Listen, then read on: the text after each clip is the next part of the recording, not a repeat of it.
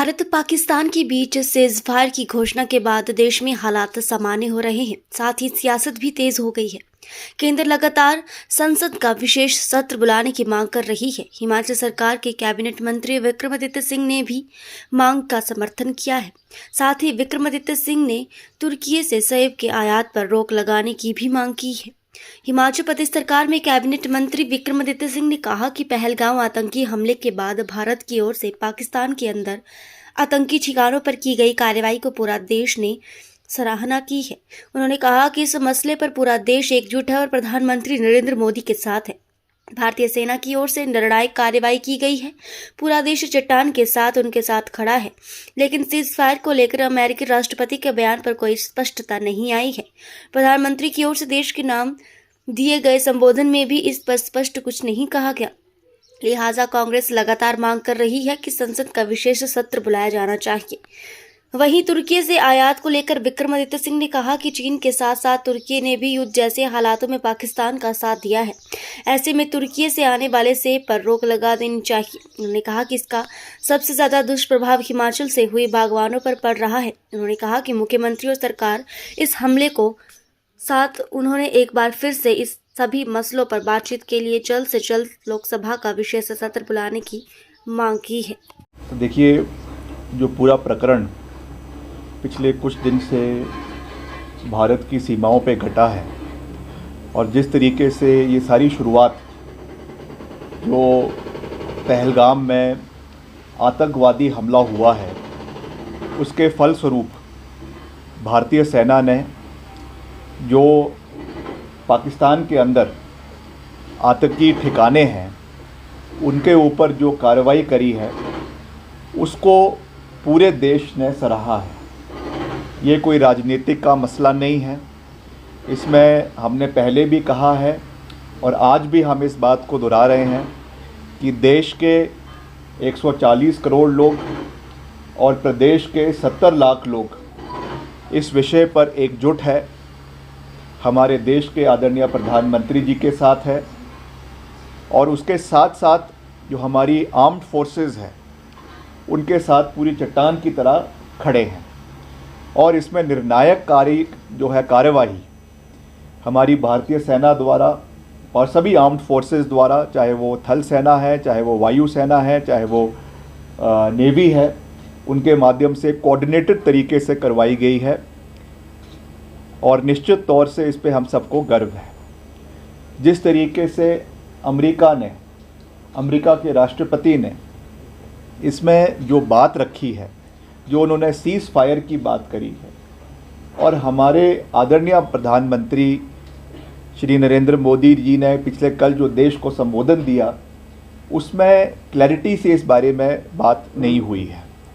तो इस पे पूरे विपक्षी दल ने, जिसमें कांग्रेस पार्टी प्रमुख विपक्षी दल है और उसके साथ साथ सभी और विपक्षी दलों ने ये कहा है कि इमीडिएटली जो है वो लोकसभा का और राज्यसभा का सेशन कॉल करना चाहिए, पार्लियामेंट के सेशन को कॉल करना चाहिए, क्योंकि सभी लोगों को अपना विचार रखना का अधिकार भी है और सबने जो देश की एकता है, देश की अखंडता है और जो एकता पूरे विपक्ष ने सरकार के साथ इस पूरे संकट की घड़ी में दिखाया है उसको सदन के पटल के ऊपर भी दिखाने की आवश्यकता है।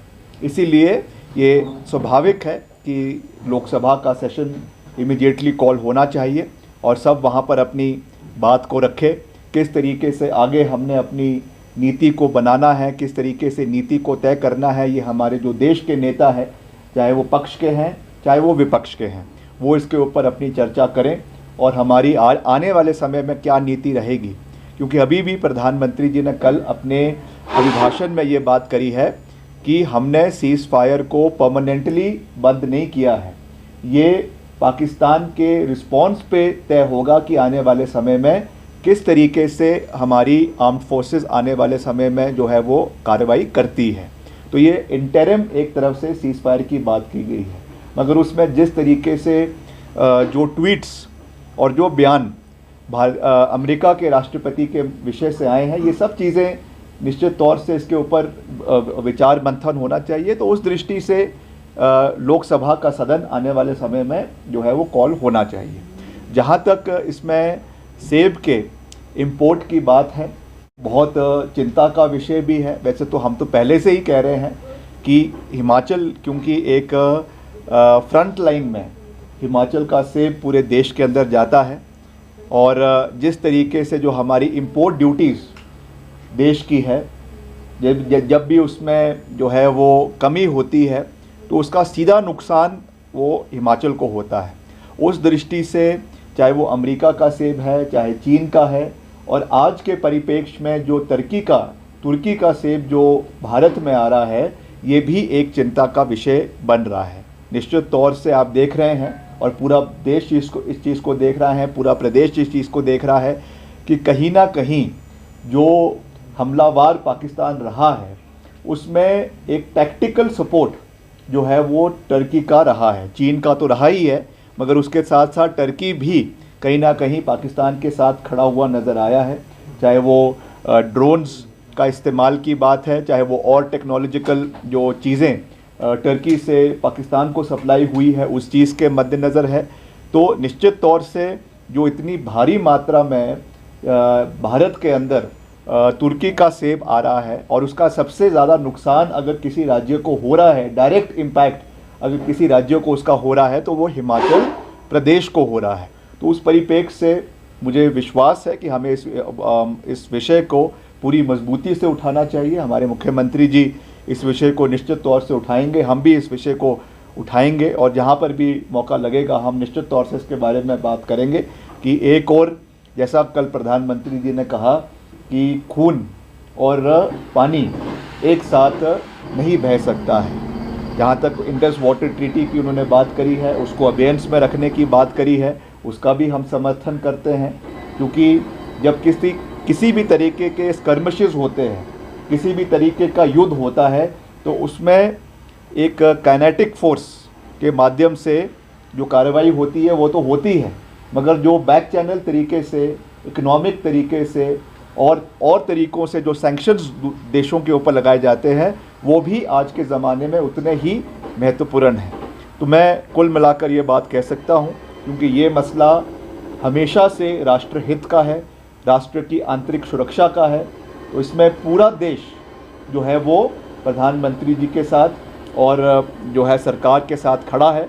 मगर ये ज़रूरी है कि आज के परिप्रेक्ष्य में लोकसभा का सदन जो है वो बुलाना चाहिए, पार्लियामेंट को कन्वीन करना चाहिए, ताकि वहाँ पर जिस तरीके से एक सॉलिडारिटी विपक्ष के नेताओं ने पूरे देश में इस डिफ़िकल्ट समय के अंदर दिखाई है, उसी को आने वाले समय में लोकसभा के अंदर और राज्यसभा के अंदर भी उस चीज़ को पूरी गंभीरता के साथ जितने भी हमारे वरिष्ठ नेता हैं वो उस चीज़ को उठाएं।